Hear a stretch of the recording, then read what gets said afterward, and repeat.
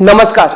मैं हूं शंभुनाथ गुप्ता और आप देख रहे हैं न्यूज ऑफ नेशन। आज मैं उत्तर प्रदेश के बस्ती जिले में मौजूद हूं। अब मैं जा रहा हूं बात करने कृष्णा मिशन हॉस्पिटल की। हमारे साथ पूर्वांचल के वरिष्ठ सर्जन अमित नायक जी मौजूद हैं और आयुष्मान से संबंधित हम इनसे जानकारी लेंगे और ये क्या क्या उपलब्धियां और क्या क्या निःशुल्क आयुष्मान से संबंधित मरीजों को दे रहे हैं और इस जो कृष्णा मिशन हॉस्पिटल है जो मैं आज बात करूंगा और क्या उपलब्धियां हैं इस हॉस्पिटल में। क्योंकि डॉक्टर साहब बहुत बहुत आपका स्वागत है।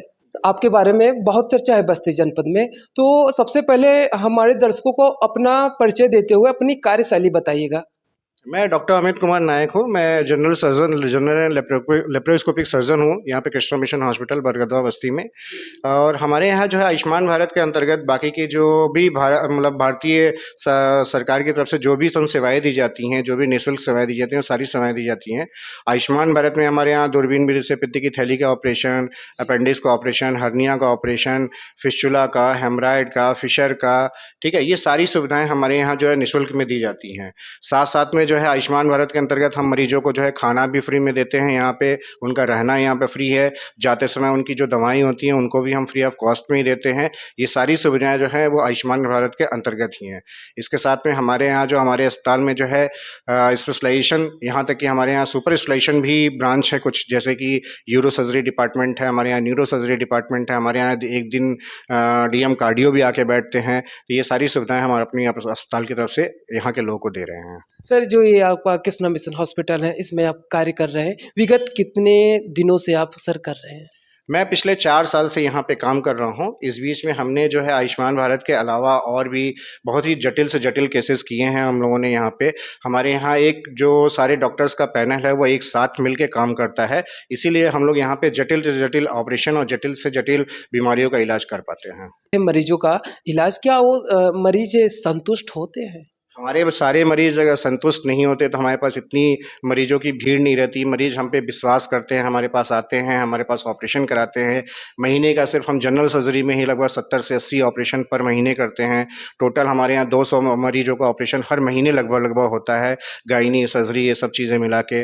बाकी का हमारा मेडिसिन डिपार्टमेंट अलग अच्छा सा चलता है। सारे डिपार्टमेंट हमारे अच्छे से चल रहे हैं। सर, मैं इस हॉस्पिटल के बारे में और भी जानकारियाँ जानना चाहता हूँ। क्या क्या उपलब्धियाँ, क्या फैसिलिटीज़ है, हमारे दर्शकों को बताइएगा। हमारे यहाँ जो है मेरा डिपार्टमेंट जनरल सर्जरी डिपार्टमेंट है, बगल में हमारे जो है मेडिसिन रोग विशेषज्ञ हैं यहाँ पे। हमारे यहाँ यूरो सर्जन है, हमारे यहाँ गायनी डिपार्टमेंट है, हमारे यहाँ बच्चों के लिए पीडियाट्रिक डिपार्टमेंट है, हमारे यहाँ आईसीयू है, यहाँ पे एनआईसीयू है, पीआईसीयू है। हमारे यहाँ जो है पोस्ट ऑप अच्छे से मैनेज होता है। हमारे यहाँ जो स्टाफ है वो भी पढ़ा लिखा स्टाफ है और उनके पास खुद की डिग्री है। तो ये सारी सुविधाएं को एक छत के नीचे रख के हम मल्टी स्पेशलिस्ट हॉस्पिटल की तरह इसको रन करा रहे हैं हम लोग।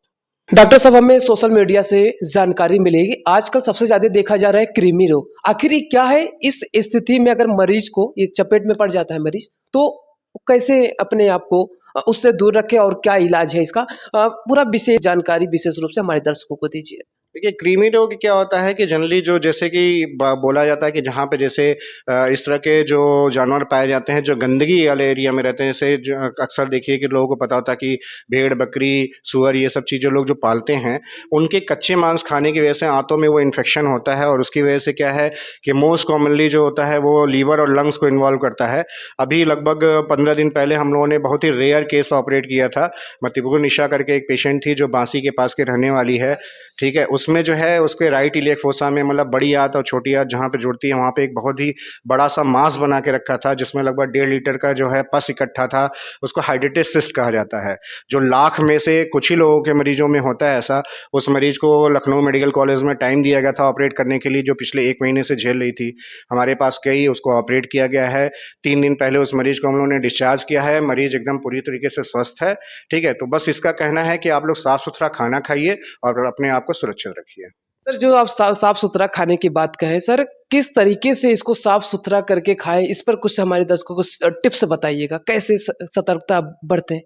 देखिए, सबसे बड़ी चीज़ तो यही है कि शुरू से हम लोग को बोला गया है कि पहले खाने से पहले अपने हाथ को धुलिए।